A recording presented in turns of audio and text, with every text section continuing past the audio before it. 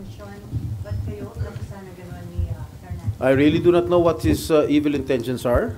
Siguro he wants to get even with me because I was the one who cited him in contempt at pinakulong sa Senado. Sir, it's not true na nagpa-allocate kayo na about 335 million? Yung sa 330, kano raw? 335 million, lahat siya nasa GAA. Everybody can choose any item from the GAA at ibintang kahit kanino senador.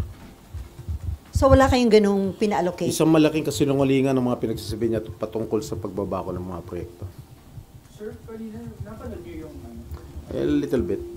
Anong unang alam niyo, sir? Parang napamura kayo or what? Naggalit talaga ako. Talaga napamura ako. Napakasinungaling nitong taong to. Because first of all, hindi ko siya kilala and I have never met that guy. Just common sense. Will you think I will be actively participating in this investigation na nandun siya, nakilala ko siya, nagbibigay siya ng pera sa akin? That's common sense. I should have abstained from that hearing, from this hearing. Malakas ang loob ko dahil I did not commit any illegal act. Sir, sasampahan niyo ba ng kaso? Yes, sasampahan ko ng kaso yan. Anong kaso? So I have to talk to my lawyers. Will you confront him sa next hearing? If he's here, he's seeking refuge in the house already. Doesn't want to come back here. Sa PNP Custodial Center na daw, sir. I do not know. Sabi ni SP Soto, nagkaroon ng agreement ni Speaker. I do not know. Well, if he's going to be invited or subpoenaed here, then I will confront him. Pero sir, totoo yun sir na meron kayo talagang pa-allocate na pondo sa Bulacan or wala? As I mentioned earlier, lahat yan, line item yan, nasa GAA. Anybody can choose those line items at bintang sa mga senador. Pero hindi kayo nag-recommend sir ng budget? No. Wala? No. Ever? No. So, ni-check niyo na, sir, yung GAA na wala kayo doon na... Yes, I think so. I told my staff to check on it. Pero sir, saan siya papunta? Yung I really do not know kung anong intention nitong si Bryce Hernandez. Ang feeling ko lang talagang he wants to get even with me because I was the one who cited him in contempt. Eh nakita mo naman, napakasinungaling ng tao ngayon. I asked him kung siya yung Marvin D. Guzman, alias dun sa, ginagamit niya alias dun sa paglalaro sa casino. O didinay niya, eh mukha niya yun nandun.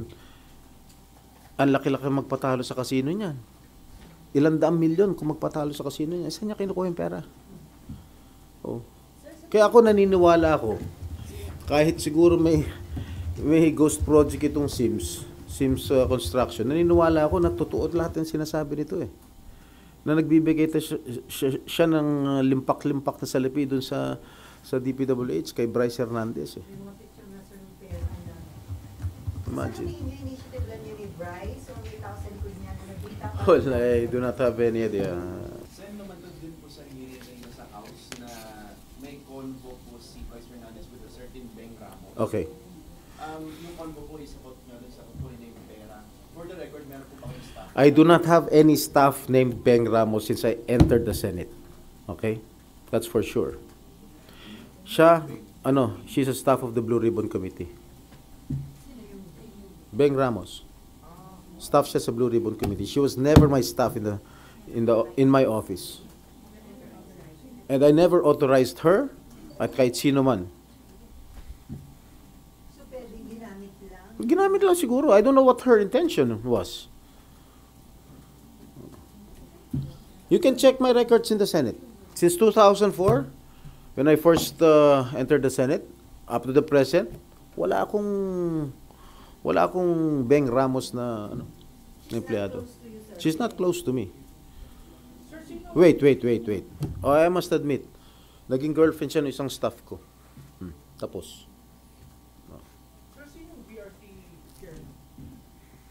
Blue Ribbon? Plantilla siya sa... Plantilla sa Blue Ribbon. Hanggang Yes. sa Blue Ribbon. Yes. Sa Blue Ribbon. Oo. Hindi ko siya tatanungin, pagpapaliwanagan yung final case. Gusto ko nga, i-recommend ako ng tanggalin siya rito eh. O possible na siyang may transaction. Nakausap niya na siya doon. No. kayo plano, sir, na kausapin siya? O- Ba't ko siya kakausapin? Pero hindi pwede report sa Senate leadership. Siguro I will write a letter to SP Soto. She claims that she's my staff? Did she claim that she was my staff? Si Bryce. O, kita mo sinungaling yung hayop na yan. Saan ang proof niya na staff ko yung Beng Ramos? Nuno ng kasinungaling yung hayop na yan. Pero sir, itong si Bryce, kakilala mo na siya ever?